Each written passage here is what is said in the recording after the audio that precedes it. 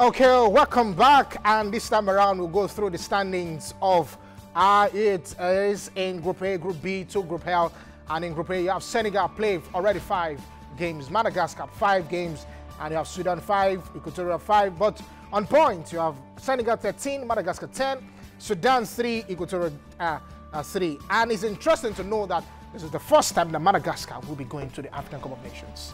Indeed, Ahmad. The first time Madagascar will go to the Nations Cup, just after the first time in Madagascar will be the CAF president. I'm not saying Ahmad being CAF president influenced Madagascar's qualification. We saw what they did on the pitch. Okay. I mean, it wasn't about boardroom points. They deserve the wins that they got. Exactly. 10 points from 5 matches. That's about 3 wins, 1 draw, or no, 3 wins.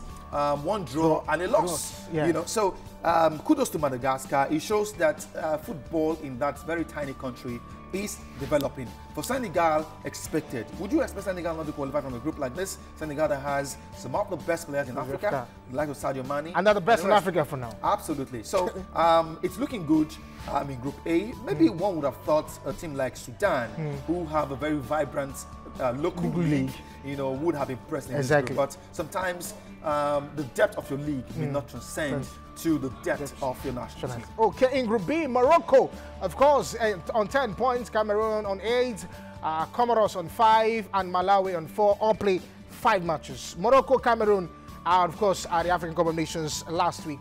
It ended 2-0 in favor of Morocco, trashing Cameroon. But no disrespect to Cameroon. Whether they lose or they win, they qualify. The Cameroonians were just playing friendly matches in these qualifiers because, I mean, it's been said from day one, win or lose, the points that they garner or give away wouldn't count. Even if you beat Cameroon in this group, it wouldn't count. You know, so I think the likes of Malawi and Comoros did themselves a huge disfavor in this group. But I think it's just been unfortunate for those teams in the group. Morocco, of course, with a coach like Hervé Renard, who's won the Nations Cup before, he's been able to assemble a very young team for Morocco this time around. I understand they've been trying to woo the new Arsenal import,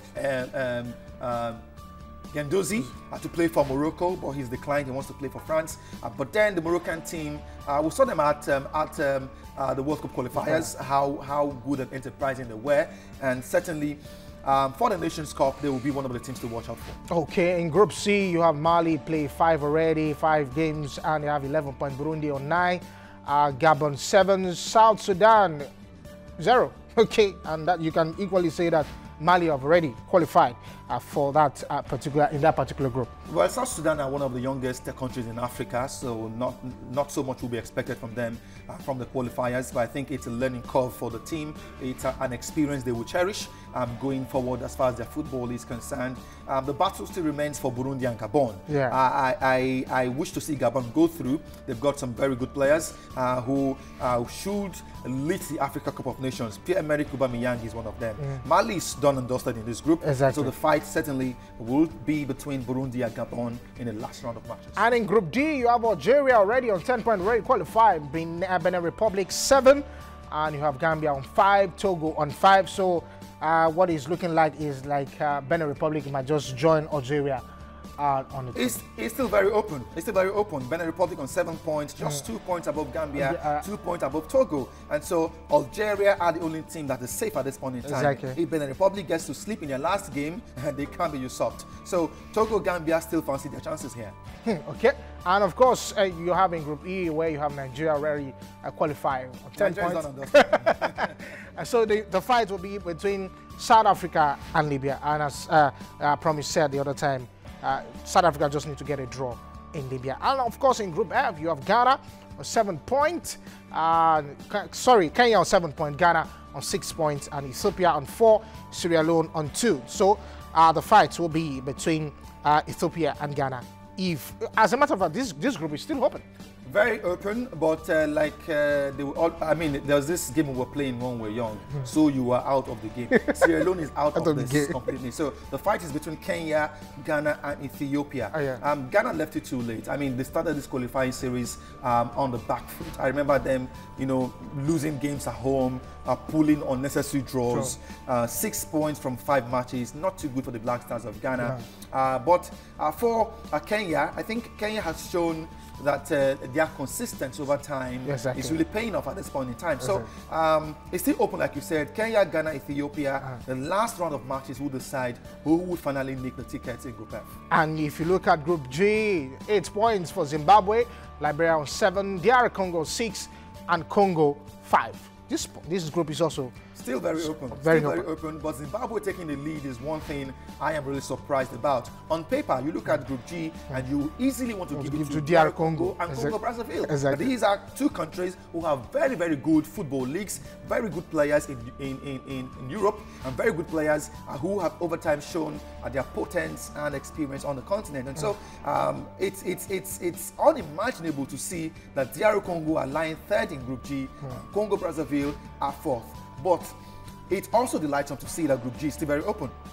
Despite the fact that DR Congo are third and Congo is fifth, the last round of matches will determine if they can get to the top of the table.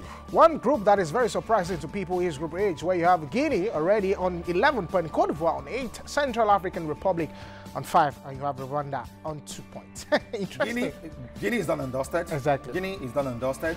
Guinea is not a small team in African football. Remember the likes of Titi Camara. Titi Camara. You know, these are. I mean, Guinea is a country that understands football. They know football. Football is like a passion in Guinea. But there was a time that the football went the other way in the country. But it's looking like Guinea is coming up again in football, and this is being exemplified. But Cote d'Ivoire is surprising in the qualifiers. For Ivory Coast,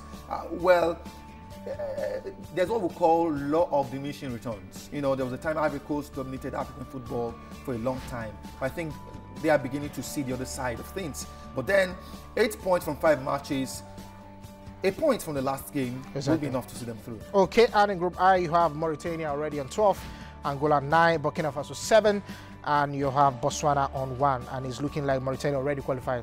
And the fight will be between Angola and Burkina Faso. If you look at Burkina Faso and Angola, and you want to think that Burkina Faso can steal the show in this group, despite on 7 points. The surprise team here is Mauritania. No one would have thought Mauritania would go through. On paper, you would think Angola and Burkina Faso. But unfortunately, it's only one of those two that would qualify because Mauritania are completely through to the Nations Cup. There's nothing Burkina Faso can do about that, nothing Angola can do about that. Angola, I mean, you recall how they stopped us from qualifying for the World Cup in 2006. Angola is a very good football playing nation, although they are better in basketball than in football. But like you said, Botswana are out of this with 1 point from 5 games. They will have to play, watch the Nations Cup from their houses. Angola, Burkina Faso, 9-7 points. The last round of matches will determine who will join Mauritania at the Nations Cup in Cameroon. Group J, Egypt on 12, Tunisia on 12, Niger on 5, and Swaziland on 1. That group is done and dusted. And you have Group K, where you have Guinea-Bissau on 8, and of course Namibia on 8, and of course where you look at Group L, it's Uganda on 13 points, and Tanzania on 5, Lesotho 5, Cape Verde on 4. And when somebody told me after the game against Uganda in Asaba, I was like, we couldn't beat you, come on, you. I said, what do you mean, come on, Uganda? You got 13 points. Please go and check Group L of the Nations Cup qualifier, and then you will know that this is not common Uganda. The team that qualified ahead of Tanzania, qualified ahead of Cape Verde. Of course, Lesotho, not a very big football playing nation. But then Uganda has shown that over time, their football has been taking giant strides. They've been very quiet, but the results right now is speaking loudly for Uganda. I mean, you saw how well they held the Super Eagles. Toe for toe, they matched the Eagles in Asaba. It shows you how defensive they are. Going forward, they're very strong. On the ball, they're very strong. This is the only team that has not conceded a goal in the qualifying series. Interesting. So, Super Eagles of Nigeria are indeed very lucky to grab a draw there. Okay, let's look at the full list of the countries that have qualified. You have Cameroon, Madagascar, Senegal, Egypt, and Tunisia, Nigeria, Uganda, Mali, and Morocco. The seven is the teams. I mean, save Morocco. I mean, Cameroon, who are the hosts of this competition. 9 of them. Yeah, 9 of them have qualified. It's going to be an expanded Nations Cup. It's going to be 24 teams this time around. There have been talks about Cameroon, if they'll be able to host the 24-team format this time. But I think they can. A couple of stadiums are already ready. We're told that the stadiums are top-notch in terms of facilities, equipment on ground, preparatory to the Nations Cup. We're hoping that beyond the facilities, you know, a lot of things come into play when you're hosting a competition of this magnitude. What are your road networks like? You know, what is your commerce like? You know, what about accommodation? How many hotels do we have in Yaoundé? How many, hotels do we have in Bata? You know, these are questions that will come into play. But we are hoping that Cameroon, you know, there was a time there were talks that perhaps CAF would take the hosting rights away from them. But they held on strong to say, we can do this. Whether you increase the tournament to 32 teams, we can host. So we're to see what Cameroon will bring out. But we are thinking that they should be able to put up a very good show in terms of hosting this tournament. This is Africa's premium football competition. It's the biggest in Africa. Yes, indeed, it's the biggest in Africa. So come 2019, 24 teams will file out in Yaoundé, Cameroon, and of course, the winner will emerge eventually. Thank you very much, Promise, for joining me on the show. Thank you for having me.